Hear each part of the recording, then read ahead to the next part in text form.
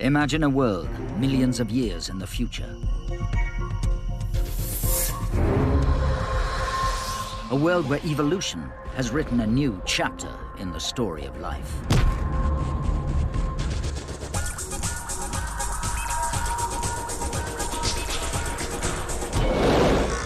The world is inhabited by very strange creatures, like nothing the Earth has ever seen.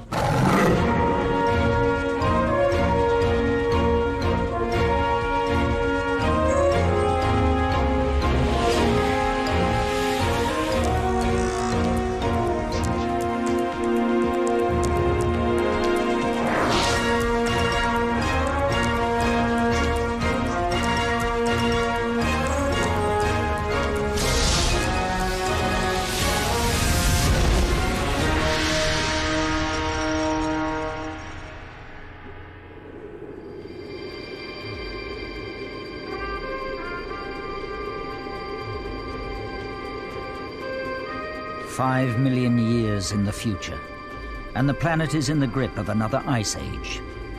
Yet this isn't ice or snow. It's salt, covering a hot, parched desert. But there is life here. Cryptiles, half-meter-long lizards that sprint over the burning salt.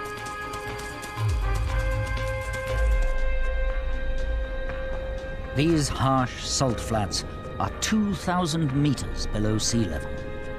They're all that's left of the sparkling, clear blue waters of the Mediterranean. But how can a whole sea just disappear? What happened to turn the holiday paradise of the Mediterranean into a salt desert? An ice age climate is very dry, which makes water evaporate and sea levels fall. But it takes more than a change in climate to make the Mediterranean dry out. In 5 million years' time, the geography of the Earth will have changed, when Africa will have pushed up against Europe and closed the Straits of Gibraltar. As the continents collide, the Mediterranean is cut off from the Atlantic and it becomes a closed, landlocked sea.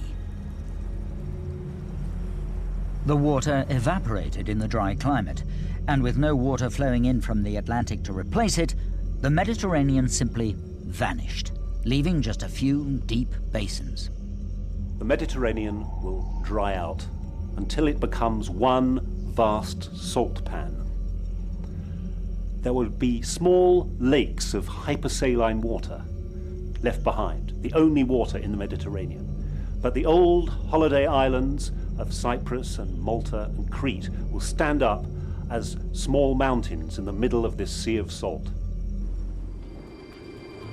No shelter and no water, just the relentless sun.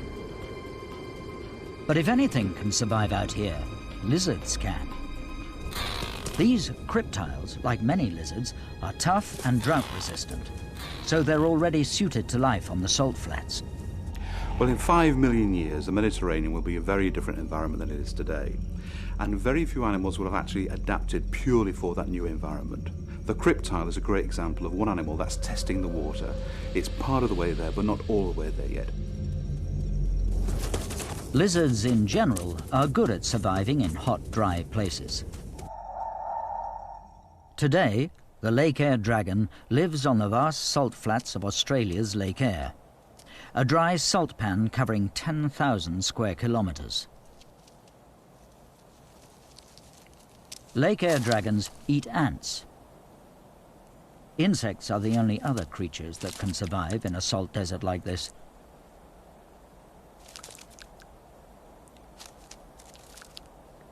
The lizards stand on their heels, keeping their toes off the hot surface. At over 2 million square kilometers, the Mediterranean salt flats are some 200 times as big as Lake Eyre. But cryptiles don't just live here. They also carry out their courtship on the old Mediterranean seabed. The males compete to show off the biggest and brightest crest. And the female invites the best-looking male to follow her in a courtship dash over the salt. If he keeps up with her, she'll let him mate. But for the female, her problems are only just beginning. Now, one of the biggest problems about living in this environment, this very, very salty environment, is that if you're a lizard, there's nowhere to lay your eggs. If you dig a hole in the salt and lay them, they will just shrivel up. All the water will be taken out of them and they will be dead very quickly. So the females have to move away to find places where there's soil in order to deposit their eggs. This is a time when they're the greatest danger, because they're very well adapted for living on the open salt plain. The colour, the shape, everything is for salt plain life. When they go onto the soil, this is when they stand out like a sore thumb, and this is when they're open to be eaten by predators. So a female has to leave the safety of the salt flats to lay her eggs. She heads for the old Mediterranean islands that rise out of the salt. These are mountains of bare rock worn into a broken, cracked pavement known as karst. Running across the karst, there are deep cracks and crevices called grikes.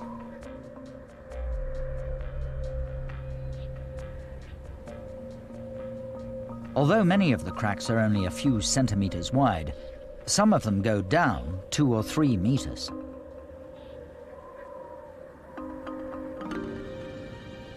Ideal places to lay eggs. The narrowest cracks are far too tight for a predator. And there is a predator here that uses the bigger grikes as secret highways across the karst. The cryptile's eggs are safe in the bottom of a narrow grike.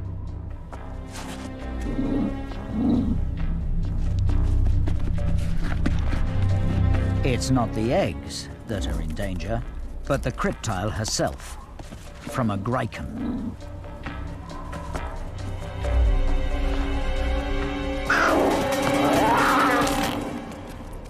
The cryptile has the advantage of speed, so the griken will go hungry.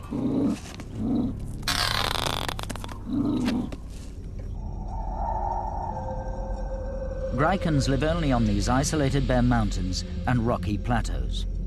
They're about 20 centimeters tall at the shoulder, with a sinewy body small enough to wriggle through crevices in the rock.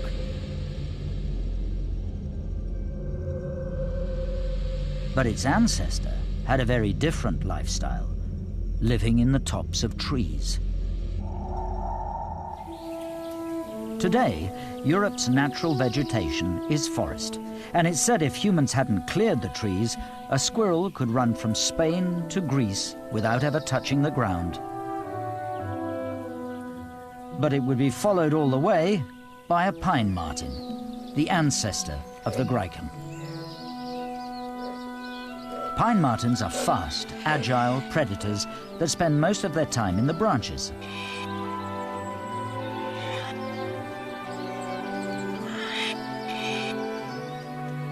Their bodies are flexible and supple, and they have a superb sense of balance.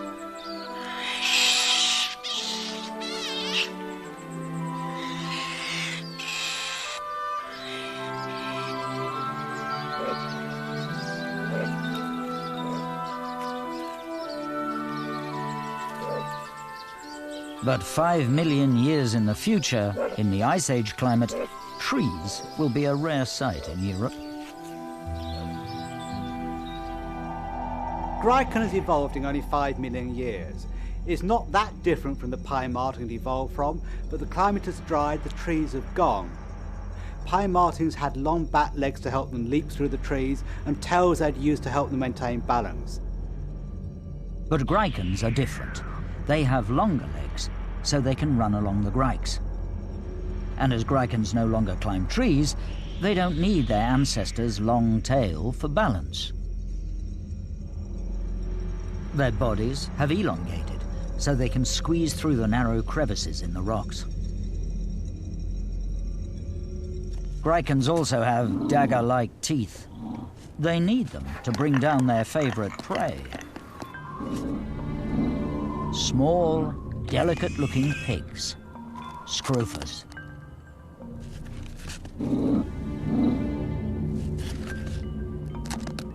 Scrophers can't run as fast as cryptiles, so they're easier for the Gryken to catch.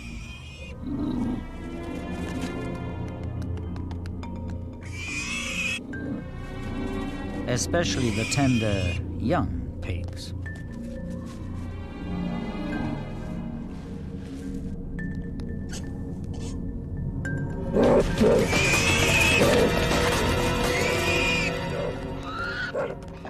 But the big adult males are aggressive.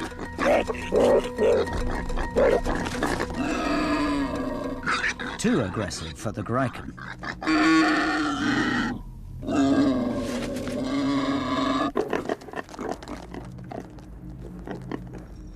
We're 5 million years in the future, and Scrophers are descendants of the wild boar that used to roam over much of Europe and Asia. Today, wild boars live in rich forests that still cover much of Europe, and they're found in many of the countries surrounding today's Mediterranean. The adults are big, heavy-set animals that can weigh more than 100 kilograms. They have sturdy, strong legs for moving across the soft forest floor.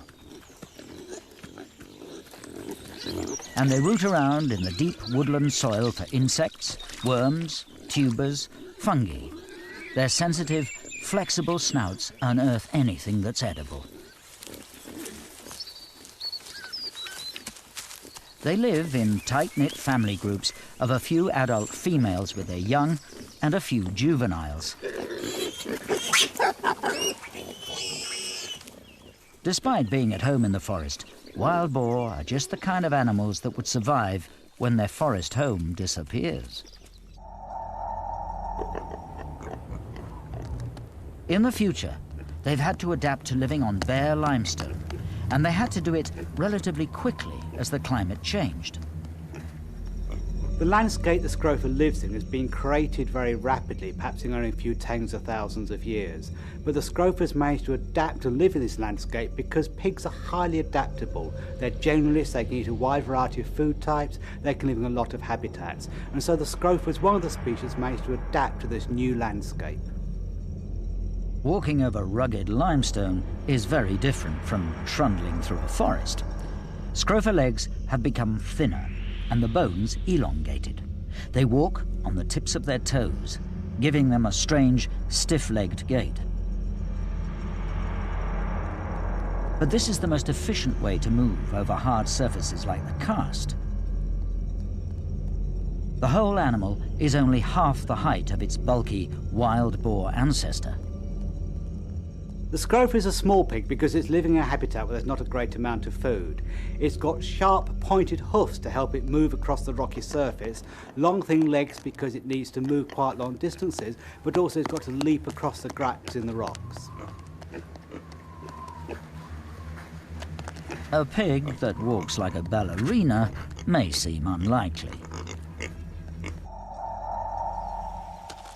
But there is a creature around today that has a similar design. The klipspringer. Klipspringer are antelopes that live on rocky outcrops in Africa. And they've also evolved the same tiptoe, stiff-legged gait to scramble over bare rock.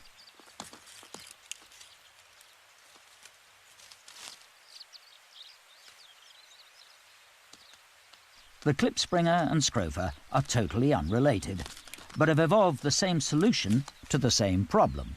And so, they look very similar. In the future, Scrofas have solved the problem of moving over rock, but there's another problem to solve. There's not a great amount of food in this landscape, and the Scrofa has a very long pointed snout, so it can actually poke down into the grikes in the rocks to find the bits of plant that are growing there. It's particularly after the roots, the tubers, the bulbs, anything that's edible. And that includes cryptile eggs, if they're not laid deep enough. But sticking a long snout down a grike can be dangerous.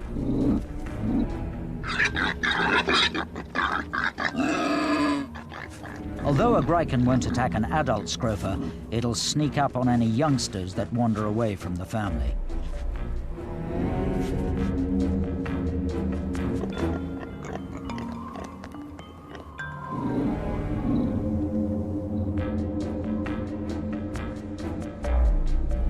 uses the cover of the grikes to creep closer and closer. An isolated young scrofa has no defense out in the open.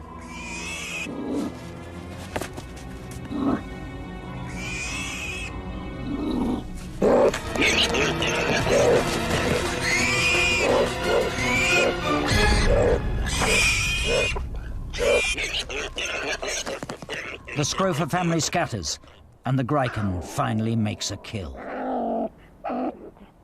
This is a huge, featureless landscape, and it's very easy to get lost. And surrounding the rocky islands, the harsh, endless salt flats. The worst place a young scrofa could find itself. But in all the confusion after the kill, one of the baby scrofas has lost its way. It may be an ice age, but out here, in the blinding glare of the salt, 2,000 meters below sea level, it gets hot. 6 degrees hotter than the Mediterranean of today. A young scrofa won't find anything to eat out here, and even more critically, there's nothing to drink. Dehydration is a serious danger for a small pig in this heat. There is water here, but it's lethal, much too salty to drink.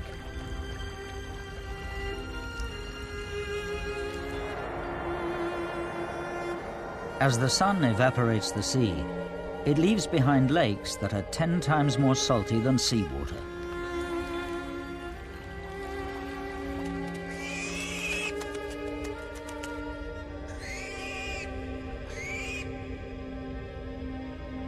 So finding one of these brine lakes is worse than useless for the poor scrofa.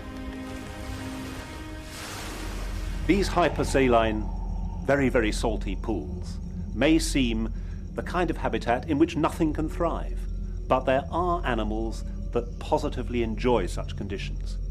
Like the brine flies that you can find today in Lake Mono, these sorts of creatures will live there in their millions. Animals that have learned to cope with very harsh conditions sometimes profit by it. In the future, just as today, nothing much can live in these salty lagoons other than brine flies. So they breed here in their billions.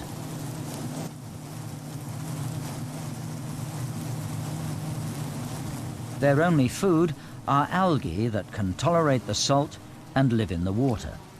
So the flies have to crawl underwater to feed, surrounded by an aqualung, a silvery bubble of air.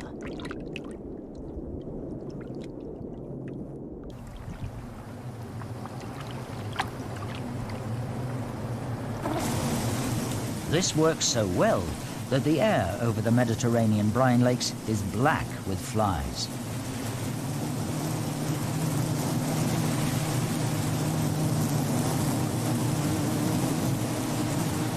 The flies themselves don't live more than a few days, but they breed so quickly they dominate the landscape. But scrofas can't eat brine flies.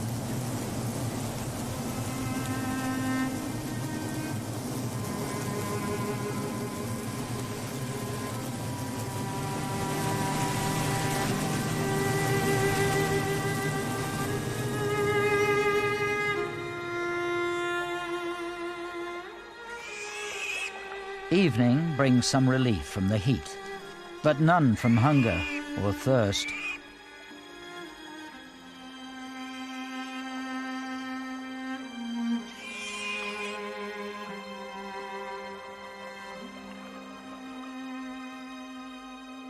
Next morning, the fierce heat will return with the sun.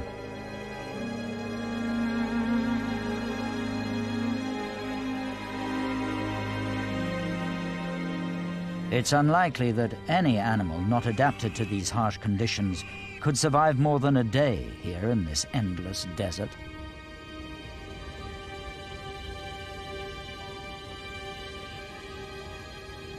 It seems like there's nothing here, just flies, salt, and cryptiles.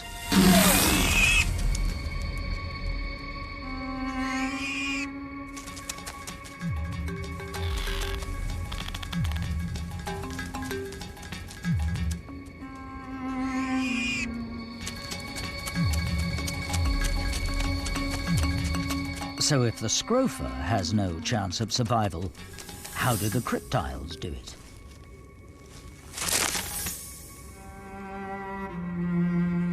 There's plenty of food around the lake.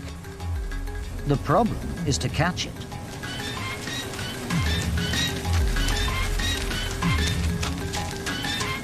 A cryptile trawls through the huge swarms of flies, using its large neck frill as a fishing net.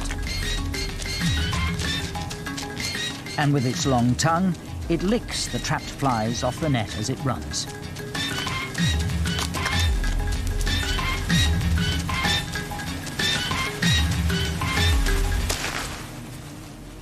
The most amazing thing about the cryptile is its frill. It's got this enormous, great big frill, which is evolved from the skin around its neck to enormous proportions, and it's got cartilage inside, so it can actually erect the frill, and so it looks about as big as a saucepan when it faces you.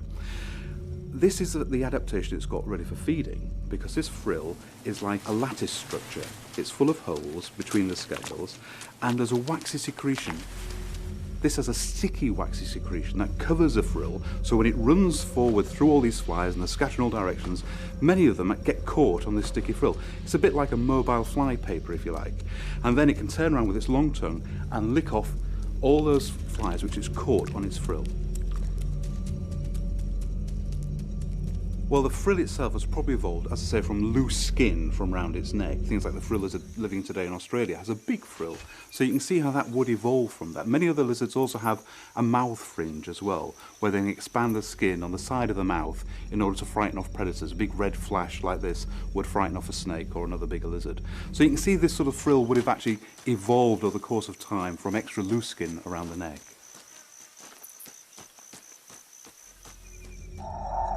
The cryptile is unique. It doesn't drink. It gets all the moisture it needs from the insects, the flies that it feeds on. Flies are full of moisture, and it eats dozens and dozens every day, and that provides it with enough water for it to survive. So it never ever drinks water. It would be fatal if it actually drank some of this water. It's too salty. So the cryptile survives by eating and drinking flies. But a few lizards make no impact at all on these vast numbers of brine flies.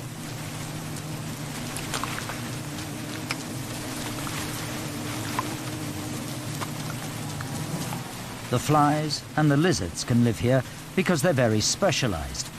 For anything else, life on the huge salt flats is impossible.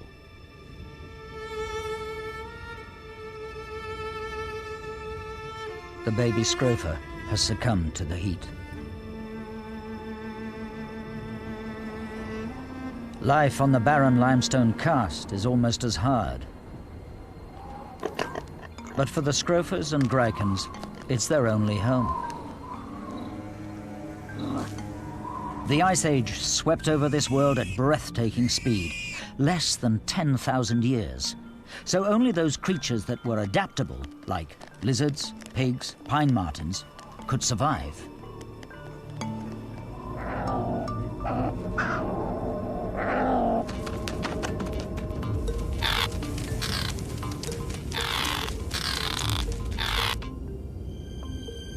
The Ice Age, 5 million years in the future, didn't just bring frozen wastes. It dried out the Mediterranean Sea to create a vast, unforgiving desert of salt.